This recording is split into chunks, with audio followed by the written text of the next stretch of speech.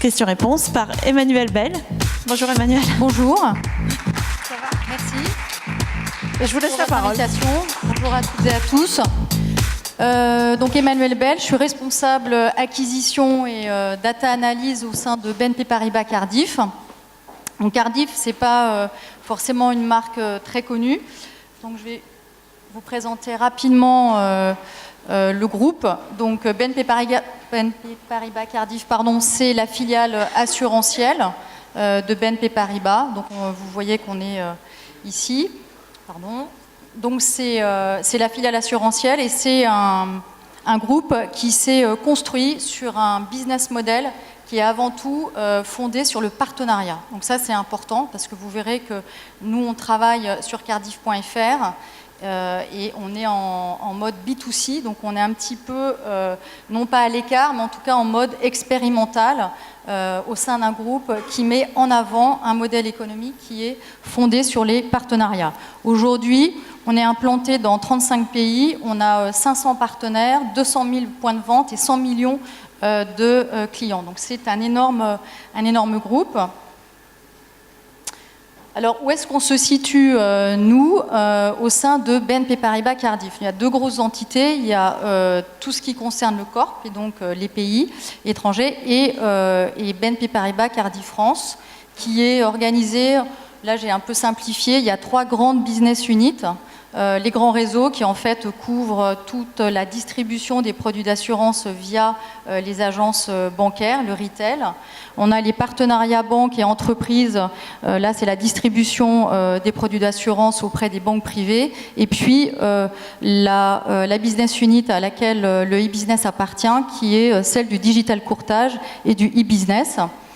Dans cette business unit, on a donc rassemblé en fait tous ceux qui vendent de l'assurance via la marque commerciale Cardiff. Ça c'est important parce que tous les autres distributeurs vendent des produits d'assurance mais en marque blanche. Nous, on vend de l'assurance sous la marque commerciale Cardiff. Donc les partenaires CGP et courtiers, c'est une équipe à peu près de 200 personnes et ils sont en train de vivre un grand plan de transformation avec une nouvelle organisation, avec une plateforme de distribution complètement digitalisée et avec des offres aussi digitales qui sont en train d'être développées. Et puis nous sommes donc avec eux, à leur côté, donc c'est l'équipe e-business qui concentre en fait beaucoup de ses forces autour du site cardiff.fr. Alors comme vous le voyez, on a plusieurs pôles. On a un pôle web éditorial pour animer le site, donc tout ce qui est web content, et puis pour travailler aussi le SEO. On a un pôle réseaux sociaux, on a une digital factory qui travaille sur tout l'aspect fonctionnel et UX. Il y a le pôle que je dirige, l'acquisition et la performance digitale. Et puis on a un plateau de vente internalisé qui est donc proche de nous et on les voit au quotidien, les téléconseillers. Alors qu'est-ce qu'on fait sur cardiff.fr? Quels sont les objectifs de ce site? C'est un site qui est un site vitrine du e-business et qui propose, en fait, qui présente tous les produits d'assurance vendus sous la marque commerciale Cardiff. Donc c'est à la fois des produits d'assurance vie, des produits de protection, et puis il y a un produit qui s'appelle Cardiff Liberté Emprunteur, qui est un produit qui est à la fois vendu par les courtiers et également en B2C. Et tous les enjeux finalement de la data analyse se concentrent sur la vente de ce produit. Donc on est en B2C, on a un parcours d'achat qui est assez finalement traditionnel. Donc on a tout le mix acquisition dont l'objectif est d'attirer le maximum de prospects sur le site. Donc là on met en place énormément de leviers d'acquisition. Donc ici il y a énormément de données, des données plutôt digitales. Pour l'instant on ne fait pas encore de télé ni de presse. Ensuite, on a donc des données qui sont issues de la navigation et des parcours sur le site cardiff.fr, dont l'objectif est au final de proposer la meilleure expérience possible pour qu'on ait le plus de simulations ou d'autres points d'activation comme les téléchargements de guides pour qu'on puisse récupérer de la data et qu'ensuite on retravaille en faisant des relances emailing. Une fois que l'utilisateur devient prospect, il fait en gros une demande de rappel et là il va être rappelé par, la plateforme de vente internalisée, donc par des téléconseillers, pour qu'on leur fasse un devis personnalisé. Donc là aussi on a de la data. Et après, ça se complique parce que, donc là, on est sur du off. Et ensuite, le prospect, s'il veut adhérer, il va sur une plateforme d'adhésion en ligne sécurisée, mais qui a été développée par CBP, qui est notre délégataire en assurance. Donc, j'ai fait ce graphique, pourquoi? C'est pour montrer que, on a beaucoup de sources de données, derrière il y a beaucoup d'outils, on passe du on et du off, et on a beaucoup d'acteurs. Et finalement, l'enjeu, c'est d'arriver à mesurer toutes les performances sur chacune de ces grandes étapes, et en même temps d'avoir la vision 360. Alors finalement, quels sont nos besoins? Ils sont assez simples. C'est d'abord de bien mesurer l'efficacité de nos campagnes marketing, donc de bien travailler notre mix acquisition. Ensuite, c'est de travailler sur le parcours, l'amélioration des taux de conversion sur le site. Ensuite, c'est d'optimiser le traitement des leads, parce qu'on peut être finalement, pardon. On peut être... bon, j'ai un petit souci avec la zapette. On peut être très bon sur les conversions sur le site et ne pas savoir bien traiter les leads. Et enfin, on a un quatrième type de besoin qui concerne en fait l'analyse de tous les profils aussi bien de nos prospects que de nos clients.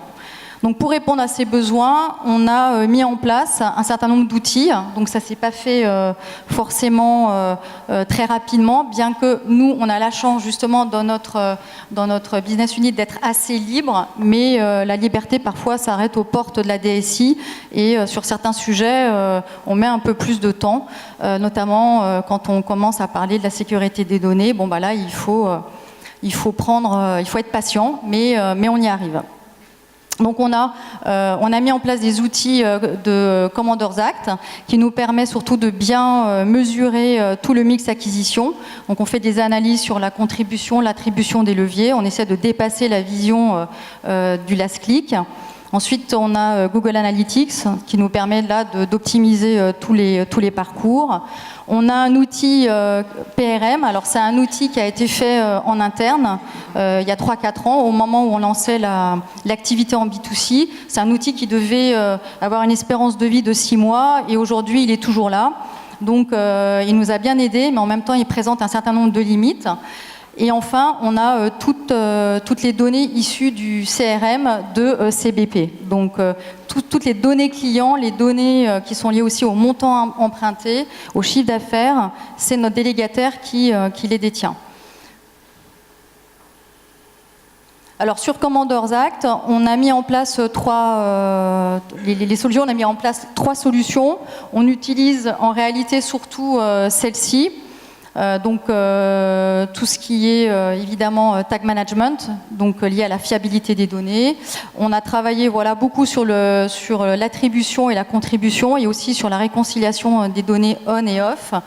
Et on a la brique Data Commander, mais on n'a pas encore vraiment travaillé sur l'activation des données. Et là, ça va être un des enjeux de 2019. Sur la réconciliation des données, c'est un chantier en fait qu'on a ouvert déjà depuis au moins 1 an et demi, 2 ans. Alors c'est simple sur un schéma de dire on va prendre les données du CRM et on va les mettre dans la solution Data Commander et on s'aperçoit que c'est un peu plus compliqué, d'autant que comme vous avez pu le voir, on n'a pas forcément nous un ID commun entre tous les outils. Donc aujourd'hui on arrive à un taux de matching de 80%.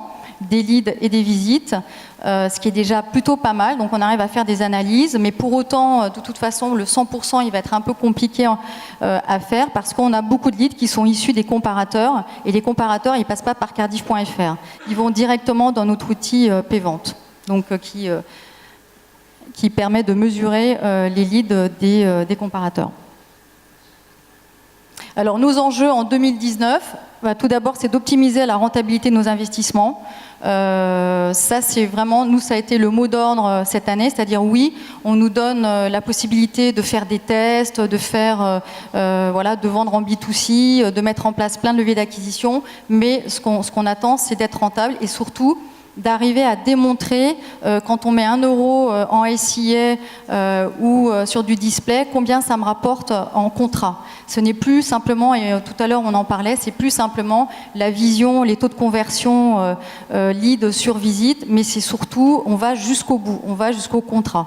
Donc on peut dépenser, parce que finalement, c'est pas forcément là le sujet, mais c'est combien ça rapporte et en quoi on est rentable, et à la fois aussi dans le profiling que l'on fait, parce que la rentabilité de l'assurance de prêt, c'est aussi lié au profil des souscripteurs.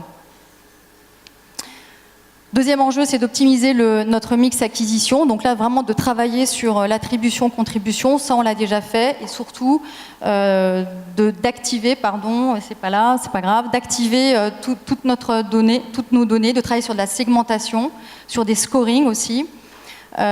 Troisième enjeu, c'est d'améliorer l'efficacité commerciale de la plateforme de vente. Ça, c'est un point essentiel, parce que finalement, tous les lundis matins, le directeur de la BU, ce qui l'intéresse, c'est combien de contrats on a fait la semaine précédente.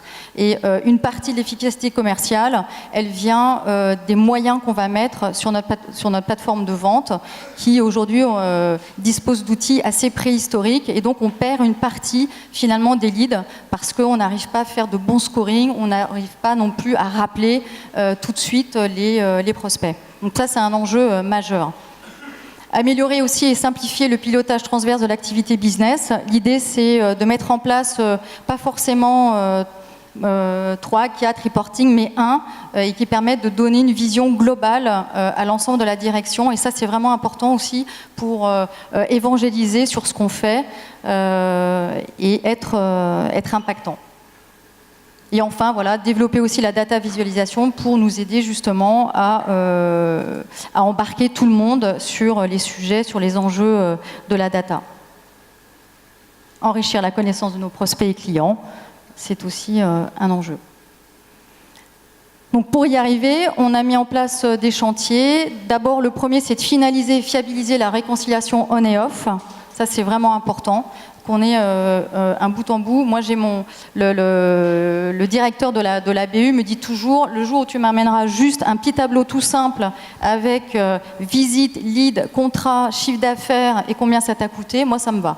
C'est 4 chiffres tous les lundis matin, voilà. Mais pour arriver à faire ça, c'est beaucoup de développement et c'est pas aussi simple. Mais encore une fois, on y arrive peu à peu.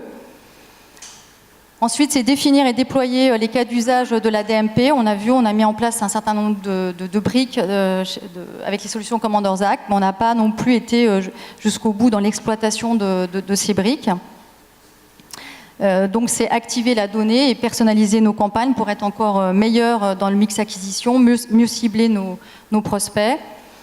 Et enfin, c'est mettre en place un outil CRM, un outil PRM et CRM pour justement nous permettre d'avoir une vision unifiée de l'ensemble du parcours.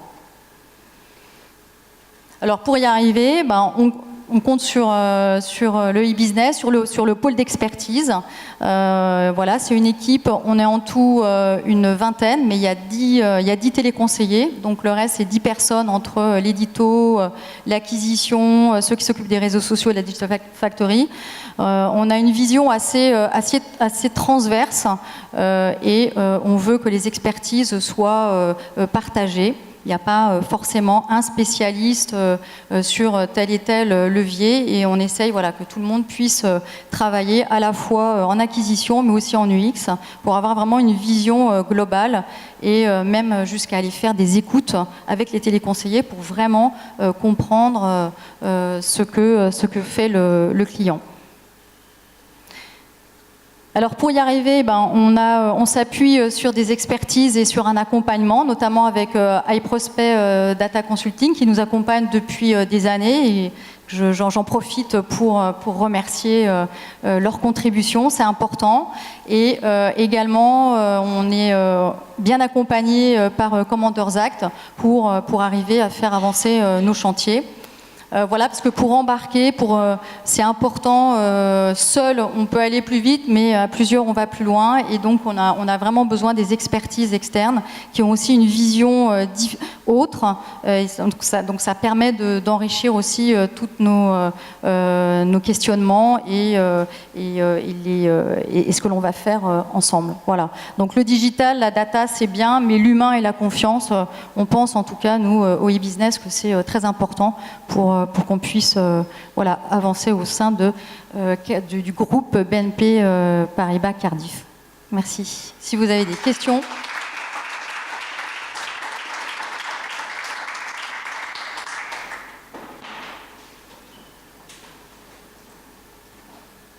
Pas de questions. J'ai juste une question, Emmanuel. Je suis derrière toi. Ce chantier, il a démarré il y a combien de temps ?